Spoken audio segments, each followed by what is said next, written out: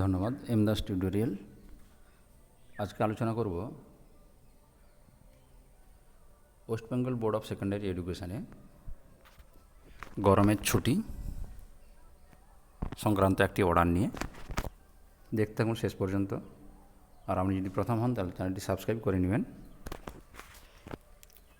West Bengal board of secondary education, Nivedita ভবন।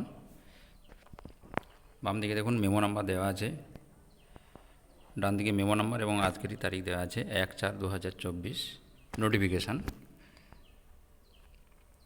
In view of the parliamentary general election 2024 to be conducted in the state of West Bengal in 7 phases, and considering that most of the schools also act as polling station for the said elections, it is hereby notified that the schools under WBBSE shall remain closed between তাহলে parliamentary general election 2024 জন্য স্কুলগুলো ছুটি থাকবে। 7 ফেজের 7টা ফেজে এই election হবে। তার জন্য কিভাবে ছুটিগুলো দেওয়া হলো দেখুন। এর দেখে দেওয়া আছে 16 April 2024 Tuesday to 20 April 2024 Saturday, 5 দিন।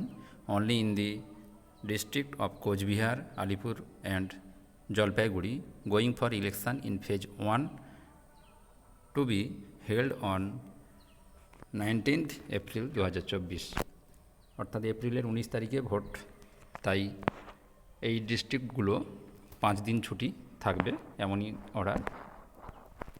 বিদ্যাকে দেখুন 24 April 2024 Wednesday to 27 April 2024 Saturday, 4 days অর্থাৎ 4 দিন।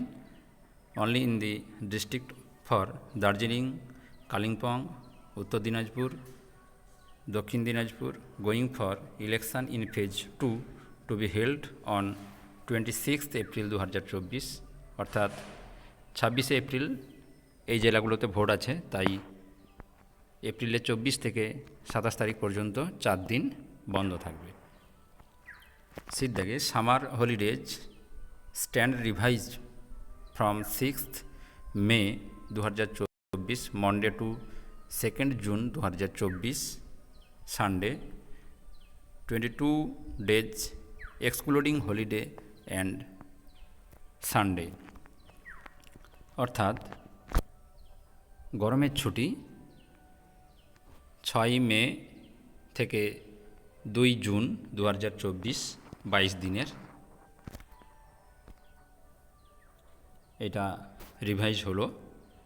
This is issued in partial modification for this office notification issued vide number দেওয়া আছে, date 20/12/2023। This is also has the approval of the president. অর্থাৎ প্রেসিডেন্টের অ্যাপ্রুভালেই এই অর্ডারটা হলো। তাহলে গরমের ছুটিটা কিন্তু মে মাসের 6 তারিখ দিয়েই জুনের 2 তারিখ পর্যন্ত 22 দিনের, এমনই একটি ঘোষণা। অর্ডারটা দেখুন। সেকেন্ড পেজে দেখুন,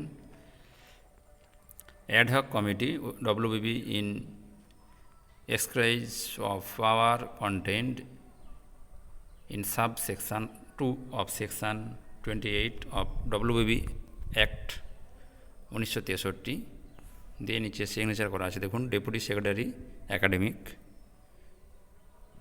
ঋতব্রত ভট্টাচার্য চট্টোপাধ্যায়। ধন্যবাদ, এখানেই শেষ করলাম।